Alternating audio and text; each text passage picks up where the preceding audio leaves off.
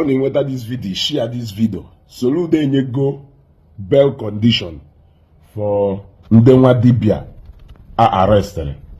Akwa Onyeze Jesus. Eke hit. Yadana. Onyego bail condition. Now any of them meet up with that bail condition is going to go home free. And unlike others, yawo meet a bail condition na police. And now report to police or a kwadozie EJ court. This one, the bail condition onyelo wona. If you meet it, you will go home and you will go home a free man. You want to go? And this bail condition, I am expecting that the way Eke hit is yani is yogo. Eke hit ya with the first person he meet up that bail condition even before Akwa. Then Onyeze Jesus kebele nemel. You want to only one kebele nemel because also no chegaria na meaning no busisi and ifo dia Ike. Now that bail condition. Also na ni mende native doctor ni na arrested and ndaka ya arrest. No yana ni me disappear. No yana ni me disappear from detention. The government will not come for that person again. You see? So, oh na Eke hiti. Oh, ajuno nye yegu no mo Eke hiti iki inkatobu. Udene elios na nkipa as well as golu chukwu. Go. Eke hit is supposedly with the first person you disappear, meet here up with this bail condition. I saw with 100 million with a house worth 200 million noka. He bought a civil servant on a level gono, and they bought a senator or hifa balago. This is the easiest bail condition anywhere since you case in Nigeria. So let the show begin. Here I go. Him on a Facebook, nyem poto, onye kwugari okwu, inye 4 days. Ni na-enye 4 days. Onye kwugari okwu, ni na-enye 2 days. Ni na-enye 24 hours. Olu na omume keta. Si gosi ayo ogwu ahụ kolokolo. Ọwụ na onwere ife ha need ike ewetara ha. Gọọmenti nyekwara opportunity ose. Na ọwụ na onwere ife need ike ewetara ugwu n'ụlọ. Ọ na onwere ife gọọmenti confiscatory. Ọ wụrụ nọ ebe ahụ. Ife iji akpa ike nọ. Ka ife ihe eji wee meet this bail condition do. Kwuo. Aya a granting okay without that thing. Ki making it for government for nanya. You na? Ki making that thing in a make a government for nanya. Ugebe na nambaw. Una go na for a long time. Especially Eke hit. Emali fa hi eji ma akwona. Ipu afọ yofo. Emali ogwu ahi debelu hi eji me nwanyi. Nwoke achọghị ịnụ ya, anụ ya.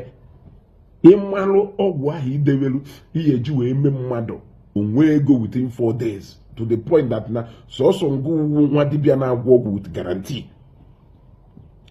Akwa ka na ife akwa ji wee dị iche ebe ị nọwụ na ife akwa na-eweta awụ innovation and packaging to ife ụnụ na-alụ. Akwa awụ update ka ọ na-agba ọgbọ update obuba unu nwe follow.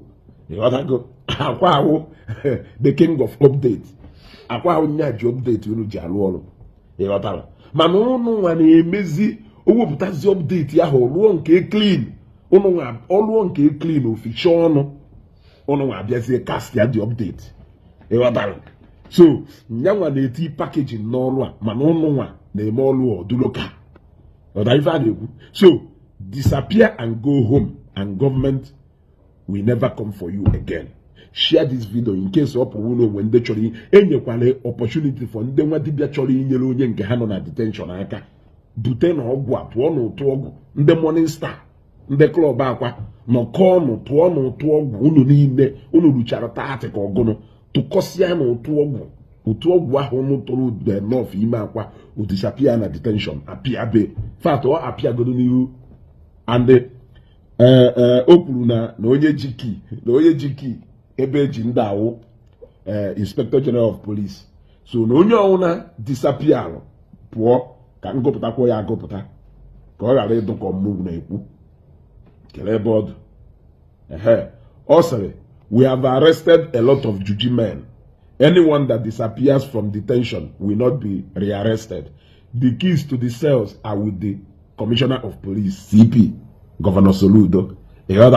So anybody that disappears will not be rearrested again. Gaskia. So let the show begin. The Morning Star Club. The native doctor 10 or 20 or 30 join Olaka. We go Bunisi mad ogwa ya bia na mmezu. Ona adanaka ona awuna mmadụ nana. Ona awuna mmadụ nana. Gosinu government no nwa ji obu. No government ji obu. Ịghọtara. Ka ndị na-ekwu okwu si jekwu ndị pastor ka anyị were echekwa. Arrest ya na onye eze Jesus mana ha agụghọzie as a pastor. Oge mbụ ka ha na-agụ ile ahịa kịta ha edinaghị gị ha na-agụ ha hazi agụ ile ahịa eche na ha na-agụ ile ahịa eche na arrest go two native doctors and one pastor. Why are they still pretending like no pastor has been arrested? Ka children of light ministry or native doctor or shrine call so ebe ọ na ha na-agụ ibulu ahịa onye eze Jesus mbụ wolukwe na two native doctors and one pastor nọ na detention. Even though na ema no nwegasịrị orders ndị arrestri ịmahọ. You got to go. So let the show begin. We are waiting to know the first person who is going to meet up with this bail condition. You got to go.